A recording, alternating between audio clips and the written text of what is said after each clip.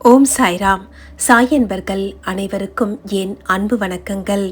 இன்னைக்கு வியாழக்கிழமை, பாபாவினுடைய பரிபூர்ண ஆசீர்வாதத்தை பெறக்கூடிய நாள். பாபா இன்னைக்கு உங்களுக்கு அவருடைய அருளையும் ஆசீர்வாதத்தையும் கொடுக்கறதுக்கு தயாராக இருக்கிறாரு. இன்னைக்கு இந்த தினம் நீங்கள் இந்த பதிவை பார்த்துட்ருக்கிறீங்கன்னா உங்களுக்கு பாபா நல்ல ஒரு வரத்தை வழங்குவதற்கு தயாராக இருக்காருன்னு அர்த்தம். எல்லார் கண்லேயும் இந்த மாதிரியான பதிவுகள் வியாழக்கிழமை அதுவுமா காலங்காத்தால் படாதுங்க. யாரெல்லாம் ரொம்ப அதிர்ஷ்டசாலியோ அவங்க கண்ணில் தான் பாபாவினுடைய அருள் ஆசீர்வாதத்தை வழங்கக்கூடிய இந்த பதிவு கண்ணில் படும். அப்படி உங்களுக்கு இந்த பதிவு இன்னைக்கு உங்கள் கண்ணுக்கு உங்கள் கருத்துக்கு வந்திருக்குன்னா பாபாவினுடைய ஆசீர்வாதத்தோட உங்களுடைய வாழ்க்கையே முழுசாக நல்ல விதத்தில் மாறப்போகுதுன்னு அர்த்தம். இந்த பதிவு முழுக்க முழுக்க பாபாவினுடைய அருள் ஆசீர்வாதங்கள் நிறைந்ததாக இருக்கும். நீங்கள் பாபாவை நம்பினீங்கன்னா இந்த பதிவை முழுசாக கேளுங்க. என்னுடைய பிரியமான பக்தர்களே, எப்பவும் என்னையே பரிபூர்ணமாக நம்பி இருக்கிற உங்களை காப்பாற்ற வேண்டியது உங்களுடைய சாயாகிய என்னுடைய பொறுப்பு. என் மேலே நம்பிக்கை வைக்கக்கூடிய பக்தர்களை நான் ஒருபோதும் கைவிட மாட்டேன்.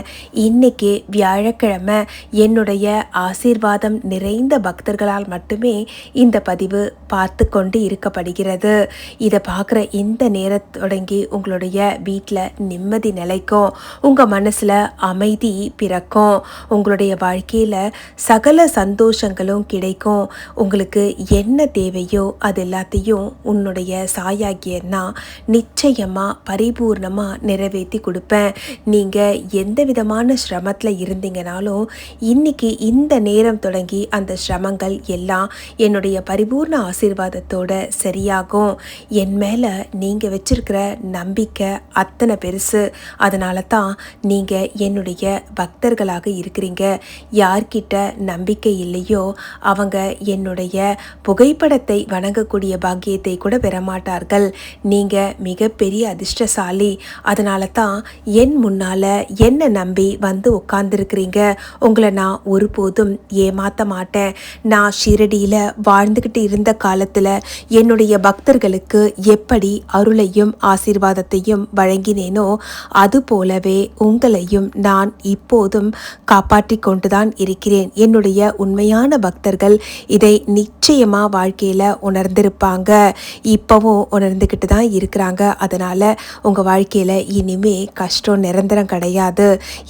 என்னுடைய இந்த சாயுடைய பரிபூர்ண ஆசீர்வாதம் உங்களுக்கு இருக்கு. என்னுடைய கண் பார்வையின் கீழே நீங்கள்லாம் இருக்கிறீங்க. அதனால தான் நீங்கள் நான் சொல்லக்கூடிய இந்த அருள்வாக்க மனசு உவந்து கேட்டுக்கிட்டு இருக்கீங்க. இப்போ கேட்குறதோட மட்டும் இல்லாமல் நான் சொல்லக்கூடிய ஒரு சில அறிவுரைகளையும் நீங்கள் வாழ்க்கையில் நடைமுறைப்படுத்தினீங்கன்னா உங்களை யாராலையும் ஜெயிக்க முடியாது. உங்களுடைய கஷ்டங்கள் எல்லாம் தூள் தூளாகும். இந்த சாயின் அடியவர்கள் எப்போதும் சங்கடங்களை சந்திப்பார்களே தவிர்த்து சங்கடங்களில் சிக்கிக்கொள்ள மாட்டாங்க. இதுக்கு ஒரு உதாரணமாக ஒரு கதையை சொல்லணும்னா, நான் வாழ்ந்த காலத்தில் என்னை சந்திக்கிறதுக்கு ஒரு பக்தன் வந்தான். அவன் ரொம்பவே சோர்ந்து போயிருந்தான். பாபா எனக்கு வழிகாட்டுங்க அப்படின்னு சொல்லி அவன் மனசுக்குள்ளேயே நினச்சிக்கிட்டான். அவன் மனசுக்குள்ள அது மட்டும் இல்லாமல் நிறைய விஷயங்களை அசை போட்டுக்கிட்டே இருந்தான். அவன் கண்களில் நிறைய கண்ணீர். ஆனால் எதையும் என்கிட்ட சொல்லலை. பாபா எனக்கு வழிகாட்டுங்கன்னு சொல்லி அவன் மானசீகமாக என்னை நோக்கி என் முன்னால் அமர்ந்துக்கிட்டு இருந்தான். இது எல்லாத்தையும் பார்த்துட்டு இருந்தேன்னா அவன்கிட்ட அமைதியாக இரு, மனசில் எதுக்கு இத்தனை சஞ்சலம், இது துவாரகமாயி நீ என் முன்னால் உட்கார்ந்துருக்கிற, உன்னுடைய மனசில் இருக்கிற எல்லா சங்கடங்களும் தீரும். உனக்கு என்னென்ன தேவை இருக்குன்னு சொல்லி உன்னுடைய தாய்க்கு எப்படி தெரியுமோ அது போலத்தான் உன்னுடைய சாய்க்கும் எல்லாம் தெரியும். எதையும் நீ என்கிட்ட சொல்லணும்னு அவசியம் இல்லை. என் மேலே நம்பிக்கை வச்சு இங்கே வந்து என் முன்னால் உட்கார்ந்துருக்க இல்லையா, நான் உன்னை கைவிட மாட்டேன்னு சொல்லி நீ நம்புற இல்லையா, இந்த நம்பிக்கையை எப்பவும் விட்டுடாத. அதே மாதிரி ஒரு சில நேரங்களில் நீ கேட்டது உடனே கிடைக்கல அப்படிங்கிறதுக்காக பொறுமையையும் விட்டுடாத. நீ என்னை நம்பி வந்திருக்க, நான் உனக்கு நிச்சயமாக உதவி புரிவேன். உனக்கு உனக்கு என்னென்ன தேவை இருக்கோ அதெல்லாம் இன்று தொடங்கி இந்த நிமிஷம் தொடங்கி எல்லாம் சரியாகும். கவலையை என் காலடியில் வச்சுட்டு இந்த துவாரகா மாயிலிருந்து நீ கிளம்பும்போது மனசு லேசாக கிளம்பணும் சரியான்னு சொல்லி அவன் மனசில் நினச்சிருந்தது எல்லாத்தையும் நான் அவன்கிட்ட சொன்னேன். அவன் அதிர்ச்சியில் உறைஞ்சி போயிட்டான். பாபா, நான் சொல்லாமலே என் மனசில் இருக்கிறத நீங்கள் எப்படி தெரிஞ்சுக்கிட்டீங்கன்னு சொல்லி கேட்டான். அப்போ நான் சொன்னேன், நீ என்னை நம்பி வந்துட்ட இல்லையா, உன்னுடைய சங்கடங்கள் எல்லாம் உன் சாய்க்கு தெரியும். அதனால் இனிமேல் நீ எதை பற்றியும் கவலை வேணாம், உனக்கு எல்லாம் கிடைக்கும்னு சொல்லி அவர் தன்னுடைய துணி அப்படிங்கிற அந்த புனித நெருப்பில் எரிந்து கொண்டு அதில் இருந்து கிடைக்கக்கூடிய உதிங்கிற திருநீரை அந்த பக்தனுக்கு கையில் கொடுத்து நம்பிக்கையோட இதை தினமும் உன் நெத்தியில் வச்சுக்கோ. எங்கே கிளம்பினாலும் சாயின்னு சொல்லி என்னை நினச்சிட்டு கிளம்பு, உனக்கு நல்லது நடக்கும். இன்னும் சில நாட்களில் உன்னுடைய வாழ்க்கை சிறப்பாக மாறும்னு சொல்லி அனுப்பி வைக்கிறாரு. அப்போது அந்த பக்தன் அங்கேருந்து நம்பிக்கையோடு கிளம்பினா. மனசு நிறைய பாரத்தோடு வந்த என்னுடைய பக்தன் அவன் என்னுடைய துவாரகாமையை விட்டு வெளியில் போகும்போது மனசு நிறைய நம்பிக்கையோடு போனான்.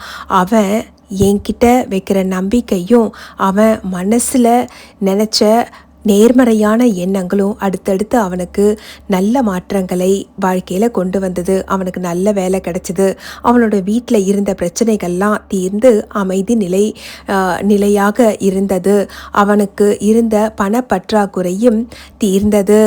அப்போ அவன் புரிஞ்சுக்கிட்டான், இதெல்லாம் என் பாபாவினுடைய அருள் அப்படின்னு சொல்லி.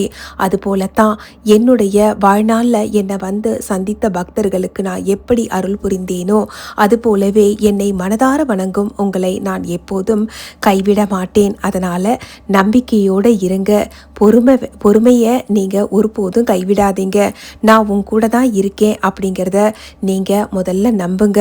உங்கள் மனசுக்குள்ளேயே சொல்லிக்கோங்க, பாபா என் கூட தான் இருக்கா, பாபா எனக்கு எல்லா விதத்திலையும் உதவி புரிவாருன்னு. இந்த சாய் எப்பவும் உங்களை கைவிட மாட்டேன். நான் எல்லா விதத்திலையும் உங்களுக்கு உறுதுணையாக இருப்பேன். இதெல்லாம் நல்லதே அப்படின்னு சொல்லி நீ உன் மனசில் நினச்சிக்கிட்டு உன் வேலையை பாரு. எப்படி என்னுடைய வாழ்நாளில் பக்தர்களின் குறையை தீர்த்தேனோ இப்போதும் நான் சூக்ஷ்மமாக உங்களுடன் வாழ்ந்து கொண்டுதான் இருக்கிறேன். உங்கள் சங்கடங்கள் அனைத்தையும் தீர்ப்பேன். இந்த என்னுடைய வாக்கு உங்களுக்கு நம்பிக்கையையும் பலத்தையும் தெம்பையும் கொடுத்திருக்கும். இது உங்களுக்கு நல்ல மாற்றத்தை நிச்சயமாக கொடுக்கும். கமெண்ட்ல ஓம் சாய்ராம்னு சொல்லி என்னை நம்பினியான்னா பதிவிடு. உன்னுடைய வாழ்க்கையில் பல நல்ல மாற்றங்களை நிச்சயமாக நீ பார்ப்ப. என்னுடைய அடுத்த அறிவுரைகளின் கீழ் நீ வந்து எனக்கு எல்லாம் நல்லதாகவே நடக்குதுன்னு சொல்லுவ. என்னுடைய பரிபூர்ண ஆசீர்வாதத்துடன் நீ உன்னுடைய குடும்பத்துடன் நிறைவாக சந்தோஷமாக வாழ்வாய் என் குழந்தையே. ஓம் சாய்ராம்.